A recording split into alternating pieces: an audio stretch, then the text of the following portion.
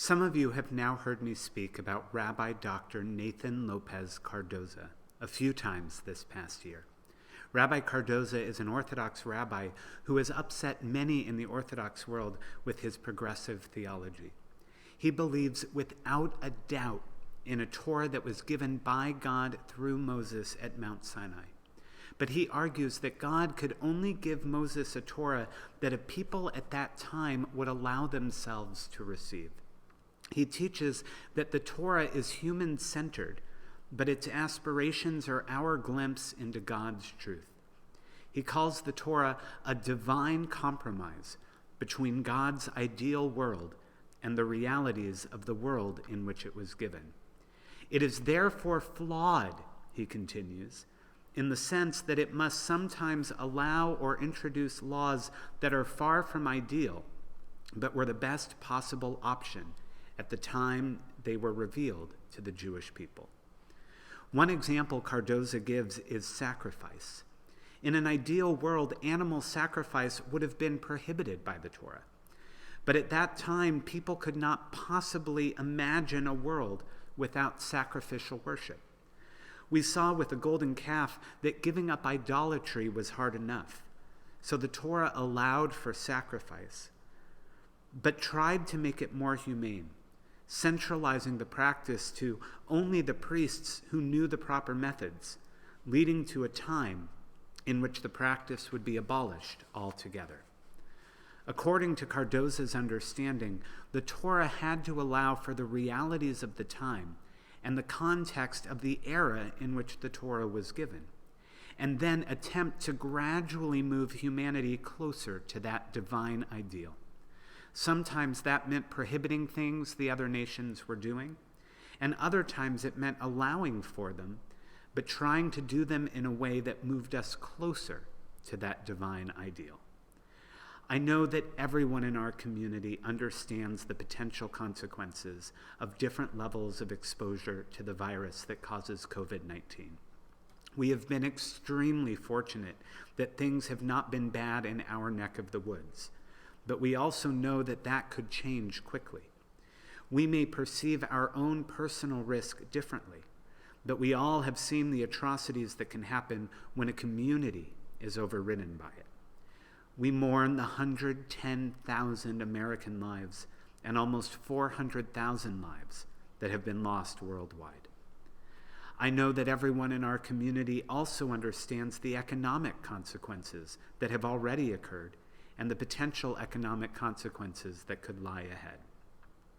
While animal sacrifice has not been a part of Jewish worship in almost 2,000 years, the values we learn from the sacrifices of our ancestors are embedded into who we are as a people. During temple times, we were asked to give the best of what we had as an offering, and we did so, believing that sacrifice was what God wanted. Animal sacrifice is no more, but sacrifice is still very much a part of our tradition. When we pray, we are supposed to give of ourselves. And as we look at our lives, we ask, what would God want from us today? And we're supposed to sacrifice that which is ours in order to contribute to a greater good. I know the last 3 months have been full of sacrifice. It's been much more difficult for some than others. To be separated from children and grandchildren, to be alone, to face financial repercussions, to be placed on the modern front line, to constantly feel like you're risking your life, to have that life completely turned upside down. We have given the best of what we have, and I know people are growing weary. Even as we grow weary, however, while the form of the sacrifice might change, the importance of that sacrifice remains equally important. Our tradition teaches that sacrificing life is never an option. From the time that Abraham was called to take his son Isaac from the altar, replacing him with a ram, to the proclamation in the Talmud that saving one life is tantamount to saving the entire world, while destroying one life is like destroying the entire world. Pikuach nefesh, the act of saving a life, is more important than any of the commandments in our Torah. we cannot sacrifice life. But sacrificing elements of the way in which we live continues to be paramount to the way in which we approach these coming months and beyond, if we want to strive to live toward that divine ideal. Just as the Torah made compromises from the ideal, at this point, the responsible opening and patronizing of businesses may be that divine compromise as we learn how to live for what looks like an extended period of time until there is a vaccine. Our synagogue, however, is not a business. We view our work as holy work, and we are going to be slower to return than others, ensuring that we understand the risks and the best ways to mitigate them. I am extremely proud of our leadership who have been able to say that just because we are allowed to do something doesn't mean that it's the right choice for us as a congregation. We wholeheartedly agree with so many voices who have expressed their belief in the essential nature of religious institutions. I would never have dedicated my life to the Jewish world if I didn't believe that we were essential. We have proven over the past 3 months that we can be open. We can be present for our congregants in meaningful ways, even when our doors remain closed. We have prayed together, we have learned together, and we have gathered in so many ways. I have shared holy moments with so many of you, in times of sadness and in times of celebration. I am extremely proud of our lay leaders, staff, and clergy team who have worked tirelessly to quickly pivot our operations to be completely online, while at the same time looking to the future and creating procedures to thrive in a hybrid environment, preparing for both in-person and online experiences throughout the next year. I could not be more grateful for the talent, passion, and commitment of the team whose lives are committed to our congregation. We are extremely fortunate. Even when we do return to the synagogue, it will not be the same for a while.